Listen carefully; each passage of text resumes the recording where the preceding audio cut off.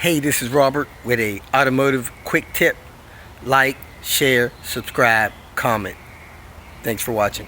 I have always struggled with the sunshade material, just not being able to get glue to stick on there, whatever you want to call it.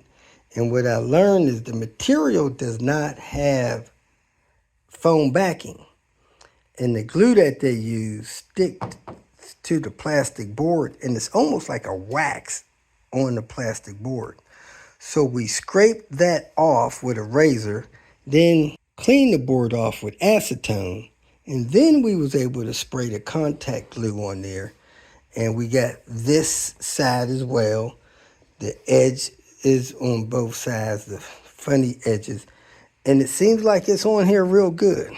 So we'll mark this date and let you know if this goes bad. If you made it this far, I trust that you found some information that was either useful or entertaining, so go ahead and hit the like button. And if you would like notification of future videos that I post, please subscribe to the channel.